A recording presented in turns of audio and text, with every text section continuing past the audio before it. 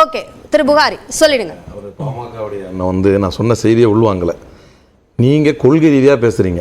அண்ணன் அன்புமணி ராமதாஸ் மீது எனக்கு ஒரு தனிப்பட்ட மரியாதை ஏன் இருக்குன்னா, அவர் நிறைய மதுவிலக்கு பேசுறாரு, அரசியல் ரீதியாக பேசுறாரு, ஆனால் கொள்கை ரீதியாக பேசுறாரு. அப்ப உங்க கொள்கை ரீதியா இவ்வளவு பெரிய ஓட்டையை வச்சிருக்கிற கட்சியோட நீங்க எப்படி கொள்கை முரணா கூட்டணி வச்சீங்க? என் கேள்விக்கு அதுக்கு தான் ஒரு பதில் சொல்லணுமே தவிர, நான் திராவிட மாடல் இங்க நடக்கல அங்க நடக்கல, நான் அந்த கேள்வியை வைக்கவே இல்லை. போற போக்கில் என்ன பண்ணிட்டாரு, குஜராத்தை தூய்மைப்படுத்திட்டு போயிட்டார். 2021 முத்ரா போர்ட்ல 2988 கிலோ ஹெராயின். இங்க அது மட்டும் தான் பிரச்சனையா? கலாசாராயம் குடிச்சு செத்தா மட்டும் தான் கேட்பீங்களா? 2988 கிலோ ஹெராயின் எங்கு கைப்பற்றப்பட்டது? அவர் சொல்லக்கூடிய அதே குஜராத் உடைய முத்ரா போர்ட்ல. அதை நான் அவர்கிட்ட கேட்கறது, கொள்கை எப்படி உடன்படுறீங்கன்னு. அண்ணன் அன்புமணி ராமதாஸ் எப்படி பாரதிய ஜனதா கட்சியோடு உடன்படுறீங்க கொள்கை ரீதியா? நான் சொல்லிடுறது தெளிவா ஒரே நிமிஷம், நான் ஒரே நிமிஷம் மட்டும் பதில் சொல்றேன்.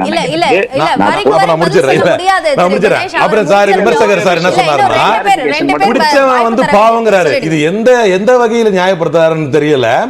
ஸ்டெர்லைட்டில் போராடுகின்ற மக்களை சுட்டதற்கு எடப்பாடி கொடுத்த பதில் சரியா? அவருக்கு என்னவா? அவர் மீட்டிங்ல இருந்தாரா? சிஎம்ங்க சுடுறதுக்கு ஆர்டர் கொடுத்தாருங்க. சிஎம்ங்க சுடுறதுக்கு ஆர்டர் கொடுத்தாரு.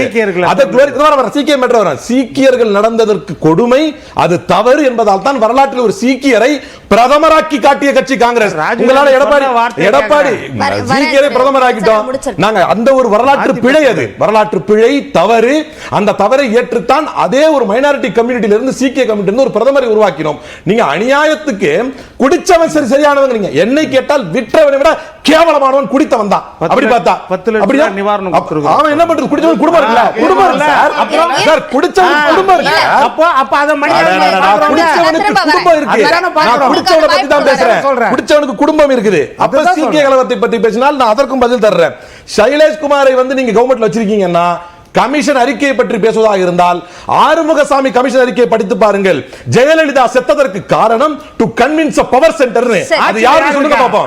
சார் வர சார், டு கன்வின்ஸ் பவர் சென்டருக்கு ஒத்துக்கிறீங்களா? பிஜேபி தான் அது. மோடி தான் கொண்டாரு, ஒத்துக்கிறீங்களா? 3 வருஷம் இல்ல, டு கன்வின்ஸ் பவர் சென்டர் பாப்போம். இல்ல சொல்லுங்க பாப்போம். மோடி தான் ஒத்துக்கிறீங்களா? சார் கமிஷன் அறிக்கையினுடைய புரிஞ்சுக்கங்க சார், ஒரு விஷயம் புரிஞ்சுக்கணும். கமிஷன் அறிக்கையினுடைய முடிவுகள் நீதிமன்ற தீர்ப்புகள் கிடையாது. அத சார் கொஞ்சம் புரிய வைக்க விரும்புறேன். அதே மாதிரி சொல்ற பரதா சக்கரவர்த்தி ஜே சொன்னது அன்னைக்கு என்ன சொன்னாரோ, அன்னைக்கு அந்த பார்ட்டிஸ்ல ஓபன் பண்ணி வைக்கிறதுக்கு கவர்மெண்ட்டுக்கு என்ன ரெக்கமெண்டேஷன் கொடுத்தாங்களோ அந்த ரெக்கமெண்டேஷனை ஏற்று நடைமுறைப்படுத்துகிறது அரசு. தனக்கு அதுல கடமை இல்ல, நான் மீட்டிங் முடிச்சிட்டு வந்தேன், எவன் துப்பாக்கி சூடு நடத்தான்னு எனக்கு தெரியாதுன்னு பொறுப்பற்ற முறையில் முதல்வர் பேசவில்லை.